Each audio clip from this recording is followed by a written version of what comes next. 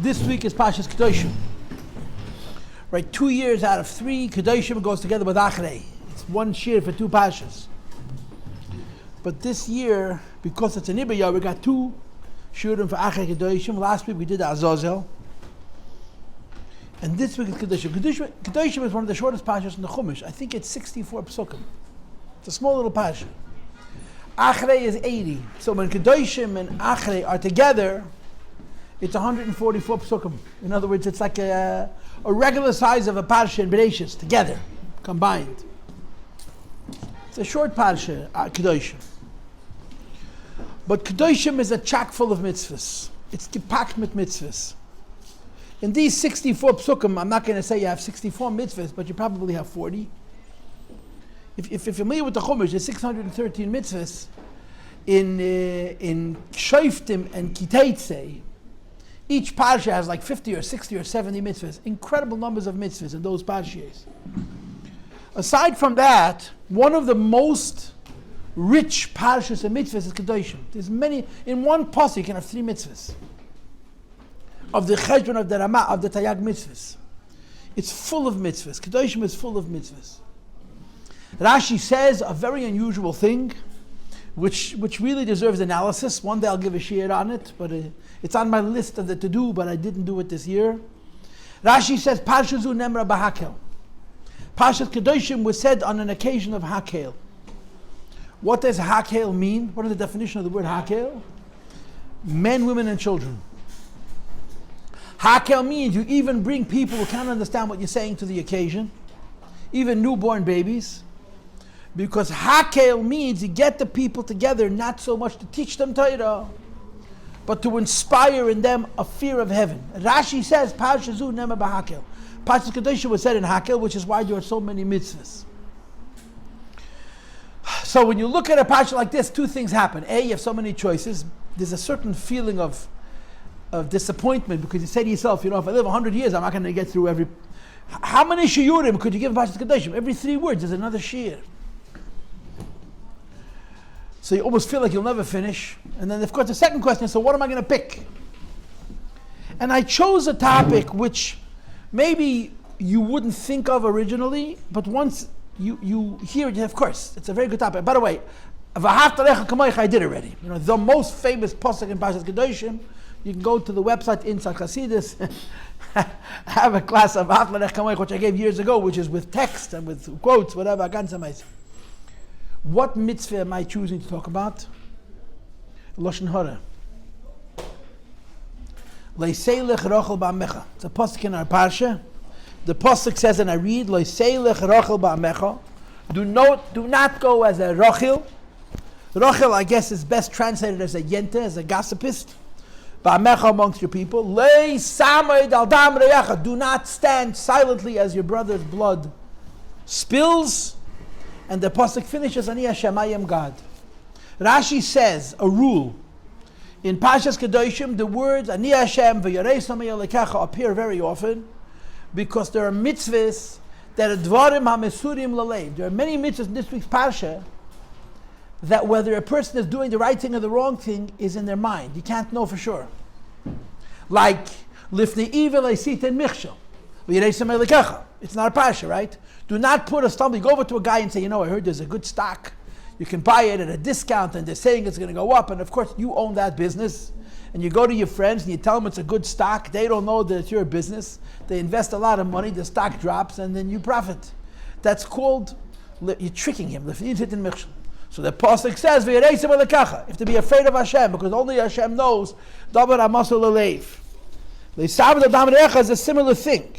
Do not stand and watch your brother's blood be spilled. RaShI says, not like RaShI, but in any case, this is the topic for tonight. Do not go as a Rachel amongst your people. In Mitzvah Hashem, what I'm really intent on getting to tonight, what I really want to do is the RaMbaM Hilchos Deos. The RaMbaM has 6 halachos on Lashon HaRa. The mitzvah of Lashon HaRa, the RaMbaM dedicates 6 passages to 6 paragraphs. And I want to review those with you, and in reviewing those, you'll see how the RaMbaM understands the pasuk. What is the meaning of the word Rachil? Lo yisei lech Rachel, do not walk Rachel. Reish Chaf Yud Lamed. What does the Reish Chaf Yud Lamed sound like? Rashi says that in Aramaic, a Chaf and a Gimel are exchanged. Lo yisei lech Rachel is lo yisei lech Rogil. Do not walk around from person to person, collecting information over here and carrying it over there. That's how Rashi interprets the word lo yisei lech Rachel. The word for a gente, for a gossipiest, for a Mesaper Lashon HaRa, is a Rachil, Reish Chaf Yud Lamed, or Rechilus. You'll see as this class unfolds the details that revolve around it. Let me just give you one of my favorite quotes. I heard this from a very wise man 35 years ago, a very long time ago, and I've repeated it many times since. I've been given credit for the quote, but I'm just repeating what I heard from another. It's mamish a gavaldike quote. This quote you could live your whole life with. You could live your whole life around this quote. There's three kinds of people. There's great people, and there's average people, and there's low people. Great people discuss ideas. Average people discuss things, cars, food, clothing. Low people discuss people. That's the Seder Eliyahu Rabba. Before you get into the particular halacha, a sophisticated, a deeper person talks about ideas. Ordinary people talk about things. Nidrika b'shefinish, low people sit and talk about people, even if it's just tama zegeret. Sometimes you sit at a Friday night meal and you'll have a conversation. By the time you're up to leave the meal, you feel so dirty, you want to take a shower. You just spent an hour and a half talking about people. Gerard Vega mentioned it's a very engaging activity, but it doesn't speak well of us as human beings to sit and talk about one another. And in a very, very broad sense, that's what the Torah says, Lo yisachel rachel, don't be a yente. Don't be one of those people who walks around along talking about other people. There's a lot of details to this, which I'm going to get to in Mitzvah Hashem later. Now I have a bunch of information. First of all, I have Midrashim, halachic Midrashim, the Safra, and the Gemara Pesachim. They say that Lo yisei lech rachel is a din in Sanhedrin. Lo yisei lech rachel is a law in a court. And they translate the word Rachel as Rach and Kosha. I don't know how they get that out. The Toras Kohanim says these words: Lo yitiyeh Rach lazev Kosha lazev. If you're a judge and you're presiding over a case, and there's two people, you're not allowed to treat them differently. You're not allowed to be nice to one and tough on the other.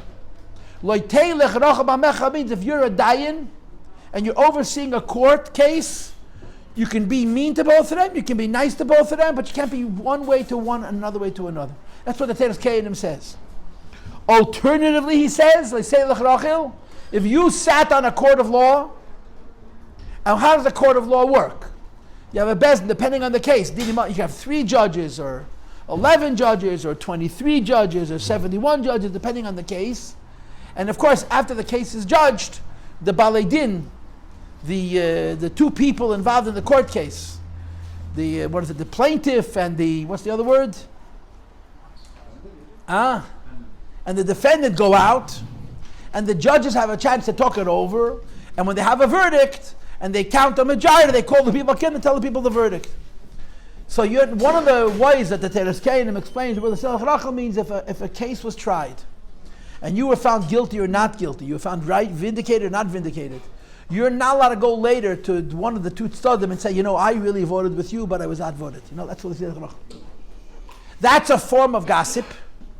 But the Toras Kohanim associates the Seder Eliyahu Rabba to the category of judgment in court. The simple reason the Toras Kohanim does is because of the pasuk before. The pasuk before says, Leisasu avol b'mishpat, you're not allowed to be unfair in judgment. Leisisa pnei dal, do not be especially nice to poor people. Leised pnei gadol, do not be especially nice to powerful people. B'tzedek tish. There's 2 points of view. One, you see, I got rachmanas on the guy, so you make him win even when he lost. Or the guy's very powerful, you make him win even though he's the loser. You tell him later, you really lost, I just didn't want to embarrass you. You're not allowed to do that. B'tzedek, so those are 4 dinim in the pasuk before, all about a court case. So therefore the Toras Kohanim starts the next pasuk, Lo yitei lech rachel, and he presumes there is halachas in dayonim. Either you're not allowed to be hard on one and soft to the other, or you're not allowed to go around after the case is settled and go over to the guy who won or lost and say, I really voted with you, but I was outvoted. The Gemarah in Masechta Pesachim gives a very, very unusual scenario for Leisei Lechrachel. There's a halacha in Torah which says that you're not allowed to punish a person if you have only one witness. Right? In order to punish a person, you have to have two witnesses. The only thing that one witness is good enough for is in dinim aminis. If it comes to business, if you have one witness, you can make the guy swear. It could be it's a shvur de'erais. So let's say you're one witness, and you saw one person hurt another. If you come and testify, what's going to happen? Nothing is going to happen. But you make the guy look bad. So the Gemarah says in Pesachim, that's Leisei Lechrachel.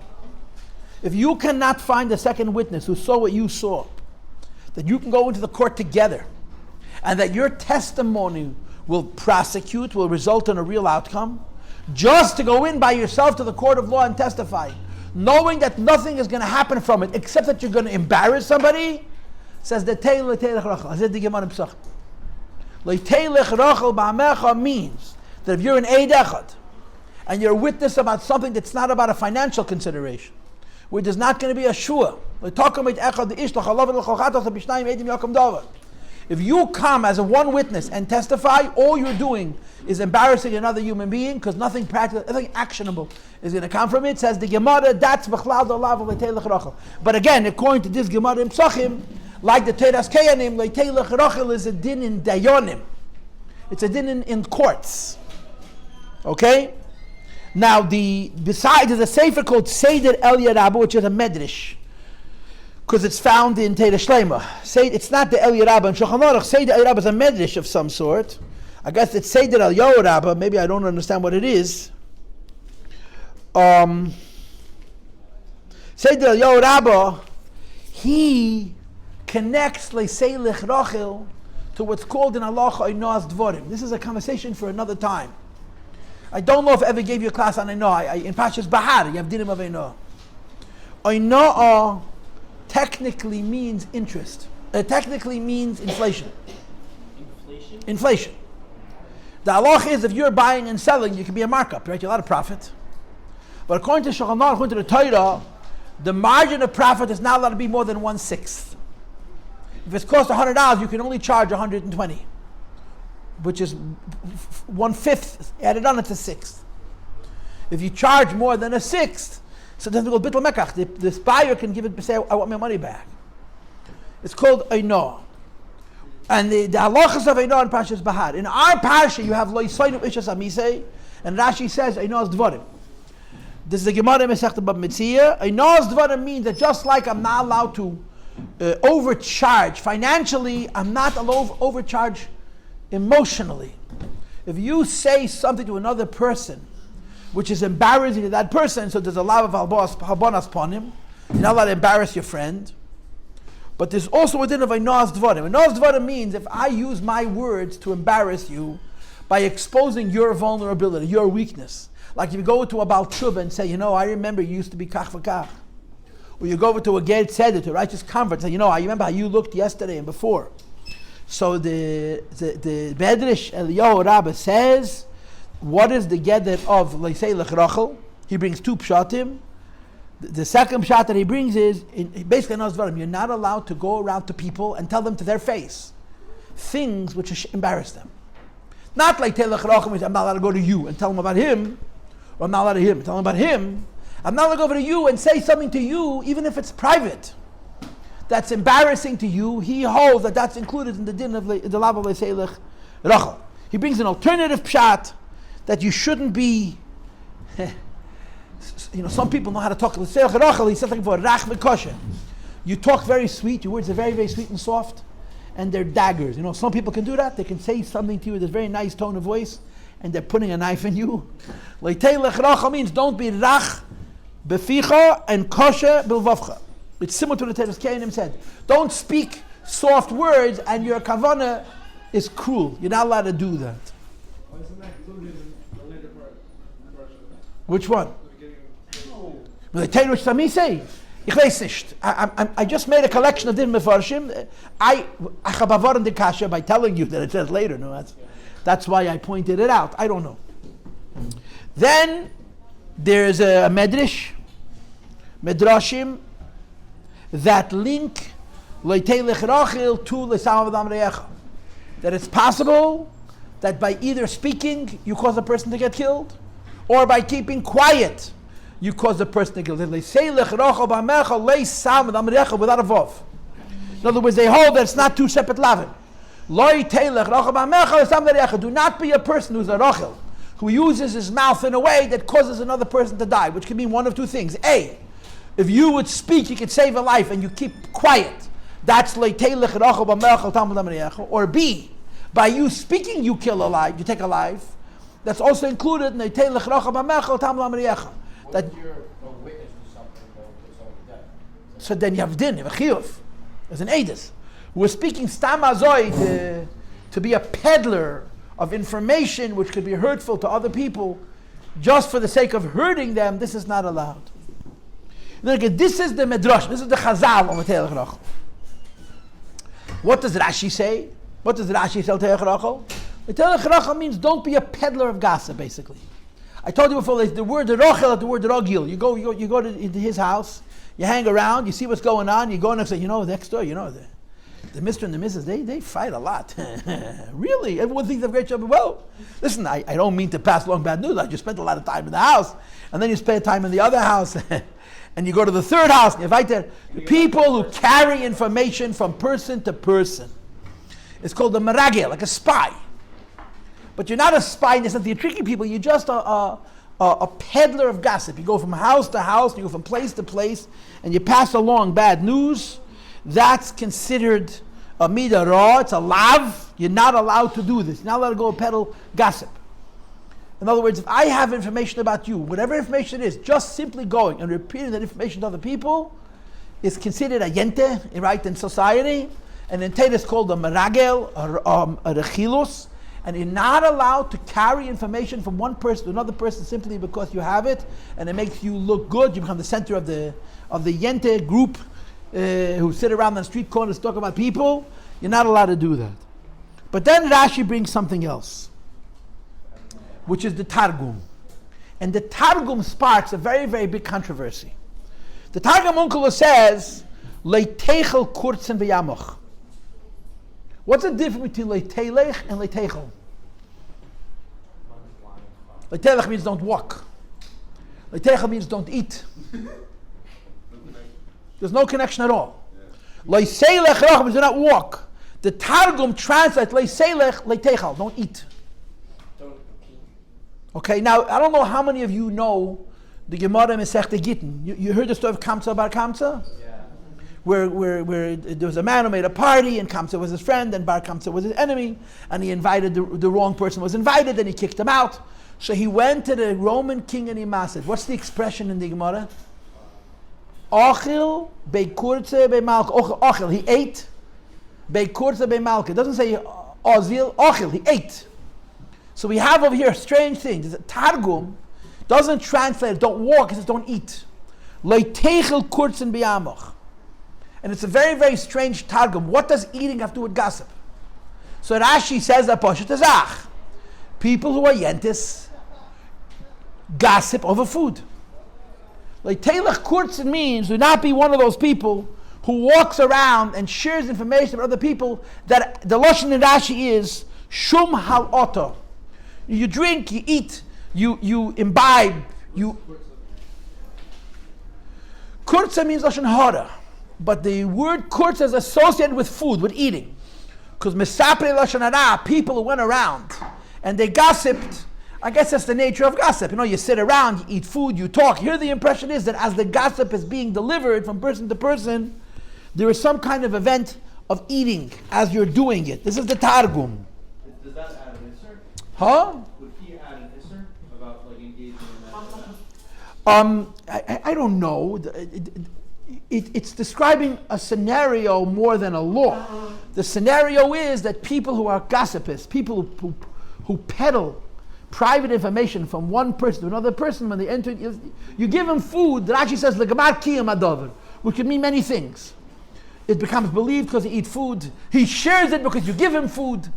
Food plays a role. We know what food is in the human experience. Food is comfort, and it brings people closer together. So the scenario for the Lashon HaRa involves food, and the Targum adds that kvetch. Leitechel bekurtzen. The RaMbaN also was concerned with this Targum, and he gives a very unusual interpretation. Okay? He translates the word techel bekurtzen not as eating food. I don't know how he gets to this, but the RaMbaN translates techel bekurtzen bemalka to mean people who travel around.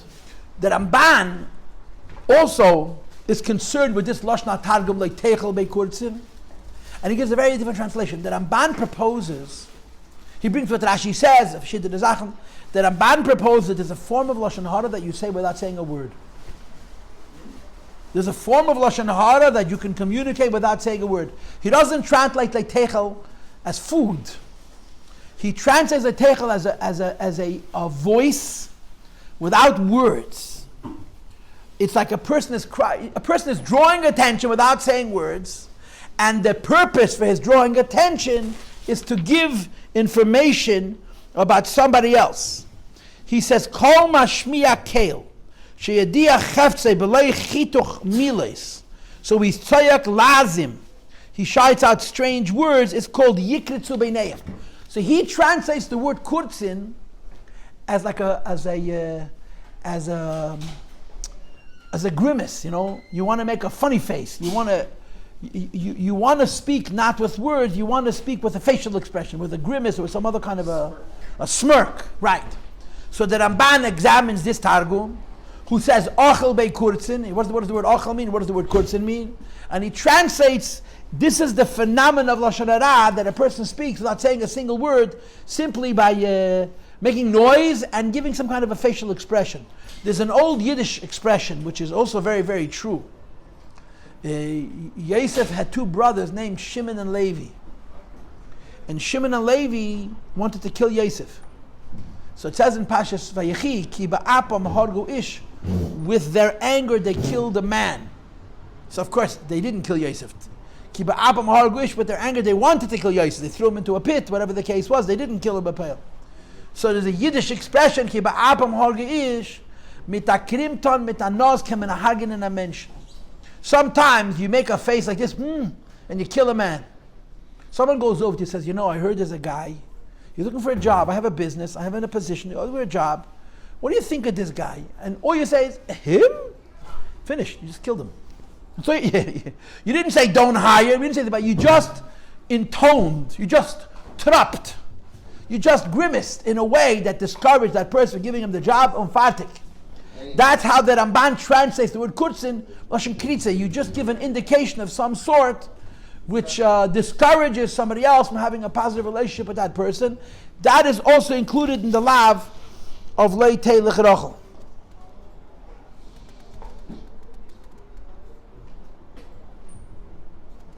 Okay, so this is, how many things did we just learn? I gave you two Toras Kohanim. I gave you Gemara Pesachim. I gave you Eliyahu Rabba. I gave you a Midrash. I gave you RaShI. I gave you the Targum, and I gave you the RaMbaN. There's more, but that's enough. Now I want to get to the RaMbaM. The RaMbaM is in Hilchos Deos Perek Vav. It's the first 6 halachas, which is basically the halachas of Lashon HaRa. Okay? And I want to talk about halacha base first. The RaMbaM says, Hoylech Rochel has 3 madregas. And if I understand it correctly, all 3 madregas are included in the same lav. It's a biblical prohibition. It's a negative commandment. You're not allowed to do the act of Rochel. Translation number 1, meragel. That means be a spy. Go into one house, meet one person, collect information, walk to the next house, and share it. Even if that information is completely innocuous, even if that information is actually good. If I go into your house and I see that you have beautiful silver, and I go next door and say, Reuven Yosef is a very rich man, he has the nicest silver. What am I? I'm saying a nice thing. And maybe the guy next door is rich, he doesn't need to steal it from Reuven. but I'm passing information from one person to another, even if it's innocuous, it's benign gossip, it's lei telech rachel. Praise other people? Praising another person we'll get to in a moment, but this is not praise. This is just Jealousy. praising is maybe a good thing and maybe actually a lot, maybe a bad thing. According to the RaMbaM, it could be avak lashon hara. We'll get to it later on. Okay, but we're not talking about praising. We're simply talking about yenteing, sharing information from a person to a person. And I would say that to a great extent, when you say nice things about one person to another person, usually it doesn't necessarily get received so good unless that person likes that first person. So just the fact that you're gossiping, that you're passing along information about another person, is in the lav l'teilach l'rachel. That's number one.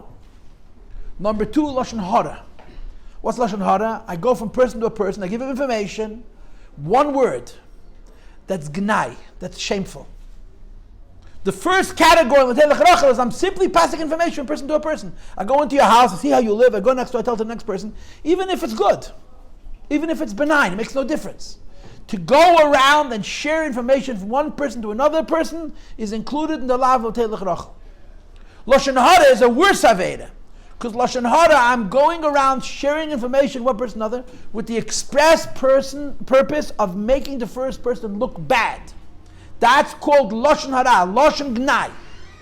So the second category, Lashon HaRa, in Seder Eliyahu is Lashon HaRa. Lashon HaRa means I get information in one house, I go to the next house and I share it to embarrass the first person. But Lashon HaRa has a caveat.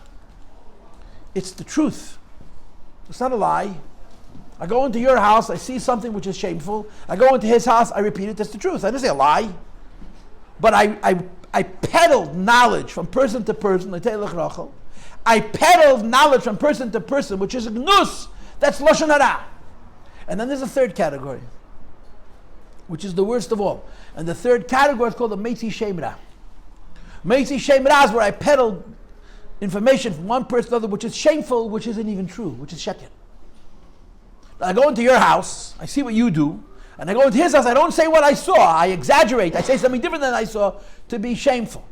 So when you read this RaMbaN, it says Hilchos Deos Perek Vav Halacha Beis, all of these three things are in this one lav l'teilach l'rachel. Number one, just gossiping, passing information from a person to a person, even it's benign, is included in the lav.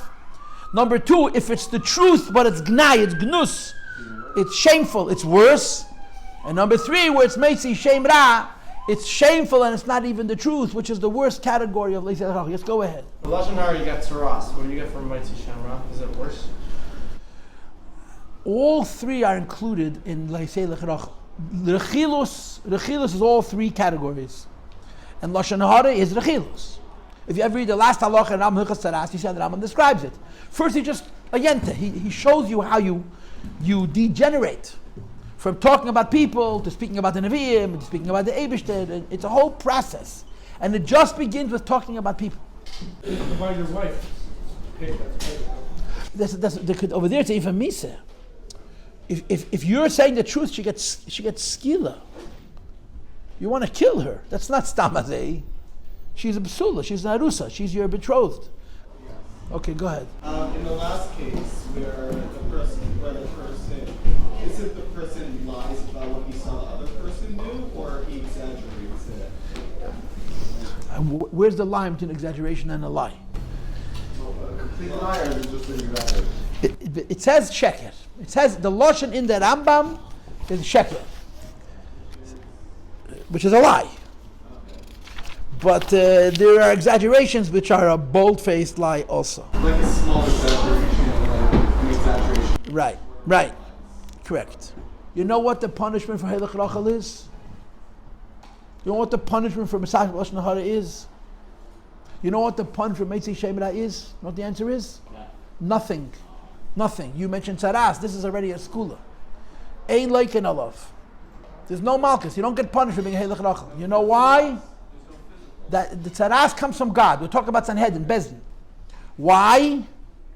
Because it's a lav she'ein b'maisa. He didn't do anything. Words. The halach is lav she'ein b'maisa, a negative commandment where there's no action involved, there's no malchus. That's the din.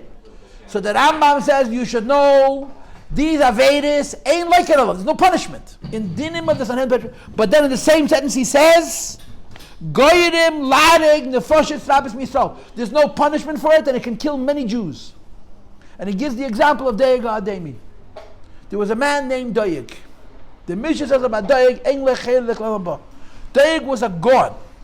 Doeg was one of the greatest geniuses in the times of David HaMelech. It's a very, very big lam, a very big Talmud Chacham. But Doeg was a Balmidas Reis. Doeg was a very ugly person of Ben Adam Lachavere. He was a patster. He was a troublemaker. He liked to create agitation. So Shaul HaMelech was chasing after David. Shaul HaMelech was chasing after David. And David went to a city called Noiv, which is a city of 85 Kohanim. And they had no idea. Remember, this is a time there was no communication. There was no telegraph, there was no telephone, there was no email. They didn't know, they had no idea that Shaul HaMelech wanted to kill David. So they see David HaMelech come. David HaMelech was the prince, he was the son-in-law of Shaul HaMelech. Everyone spoke about how David HaMelech had killed Goliath and so on and so forth. So they greeted him with the greatest covet. They gave him food, they gave him shelter, they gave him protection. And the worst of all, they gave him a weapon. They gave him a sword. And nothing would have happened. Doeg came to Shaul, and he told Shaul that the people of Noiv gave David HaMelech respite, they gave David HaMelech protection, and they gave David HaMelech a weapon. Shaul killed the entire city. He killed 85 Kohanim, and I think 7 members of the Gevoinim, 7 members of the Nesinim, the Gevoinim, and 85 Kohanim, because of Doeg's Lashon HaRa. What was Doeg's Einish? Nothing. Why? Words. So the RaMbaM says in the same sentence, Ein leichen alav, there's no malchus for this Aveda, but this Aveda kills. Now that's not the end of the story. You know the end of the story? The end of the story is that the Nesinim were not Meichel. They killed 7 Nesinim, 7 members of the Nesinim. Nesinim are Gevoinim. They were Gadim. And there was a plague, there was a Magefa. Yidden started to die. Years later, many Yidden died. And David asked why this, I think he asked through one of Atumim, why this plague was happening. And he answered, Al Shol v'al Beis Hadomim. Al Shol shlo nisbet k'halacha v'al Beis Hadomim al Nevi Rakoyinim. So David came to the Gevoinim and he said to the Gevoinim, forgive the Jewish people for killing 7 of your brethren. And the Gevoinim said, sure, we'll forgive him. Give us 7 of Shaul's family children and family members, and we'll kill them, and then it'll be even. And David HaMelech told the Gevoinim, come on, what's that going to accomplish? A Yid is one of the Midas, Shloisha Midas, Ufya Shal Mezu, Rachmanim, Baishanim, Gein Lechasadim, forgive. And the Gevoinim refused, the Nesinim refused. And people were dying. So David made a goydel, and he took 7 members of Shaul HaMelech's family, and he killed them. And the Magefa stopped. And that's when David HaMelech was geyser that the Nesinim Asurim Lavi Bakol. That this segment of Gadim are not allowed to marry Jews, not only they're not allowed to marry Kohanim, not allowed to marry the Levim and Yisraelim, because they don't have Yiddish Midas. Who are these people? The Gevoinim, they were the ones who tricked Yeshua. They put on clothing and like as if they came from a great distance. And they made a krisis bit with the Yidden, a peace treaty, and they were living in Eretz Yisrael. They were Canaanim, and Yeshua made them to work in the Beis HaMikdash. They used to chop wood, they used to draw water. But the point is that the RaMbaM brings, the Gemarah says this, that they didn't have Midas Yehudiyas, they didn't have Jewish Midas, because a Yid is Moichel. And it wasn't the next day, it was years later. David HaMelech said to them, forgive, Yidden are dying because your ancestors, your brothers were killed by Shaul HaMelech, who was already long dead himself. Zay Moichel said, we'll forgive, no problem. You know, like the Italians. Vendetta. A life for a life. And David had no choice. Because Yidden, he made a goydel. There's a whole thing in the Gemarah, if he included maybe Baishas, didn't include maybe Baishas. And he killed 7 members of David and Shaul's family, and the Magefa stopped. And David HaMelech said, that the Nesinim Asurim Lavi Bakol, because they don't have Rachmanis. So the RaMbaM says, there is no punishment for Lashon HaRa, but it can bring so much death. Right? The Gemarah in Masechta Gittin, Akamtza, Ubar Kamtza, Chariv Yerushalayim. Because of Lashon HaRa, the entire city of Yerushalayim was destroyed, the Beis Mikdash was destroyed, and tens of thousands of Yidden were killed because of Lashon HaRa. There's a lot of details in this RaMbaM that I want to share with you that are pushed. Yisoidis de Kezacha. You know, Lubavitchers are not into Lashon HaRa, which means we think, You're allowed, as long as you have a beard, you're allowed to speak Lashon HaRa. It's not them a clean shaven, but they don't speak Lashon HaRa. Lashon HaRa, besides for the fact it's a terrible Aveda, it is a shameful way of life. People who walk around talking about people are fair. They're lowly people. To spend your days and nights talking about other human beings reflects on you in a very, very, very diminished way. So here's a couple of RaMbaMs for you that'll blow your mind. It's all based on Gemaras, obviously. Number one, the three worst Avedas in the Torah are Aveda Zarah, Gilui Arayos, and Shvichas Damim, right? Murder, adultery, and idolatry. Says the RaMbaM says that Lashon HaRa is equal to Aveda Zarah, Gilui Arayos, and Shvichas Damim. In fact, I believe the Lashon is Vita LaKadosh Baruch Hu Avena Aveda Zarah, Shvichas Damim, V'loi Vita Aved Lashon HaRa. Lashon HaRa is equal to or worse than idolatry, adultery, and murder. The Gemarah says that RaMbaM brings a halacha that Lashon HaRa, talking about other people and saying the truth, is equal to Aveda Zarah, Gilui Arayos, Shvichas Damim. And then it says even more. A mesapet Lashon HaRa harei hu koifen be'iker. Carrying information about one person to another person. Where this information is shameful for the first person, even if it's true, means you don't believe in God. Koifen be'iker, zeh steht in RaMbaM. And then finally, the most famous quote that's mentioned even in Hayem, the Gemarah says it, that Lashon HaRa katla tilta. Lashon HaRa murders three. The Mesaper, the one who says it, the Shemeya, the one who hears it, and the one who it's about. And then the Gemara says, Vel HaMakabla Yeser. The person Lashon HaRa affects the worst is the one, not the one who says it, not the one who it's about, but the one who listens to it. And then the Rambam brings Nochazach. This is fascinating.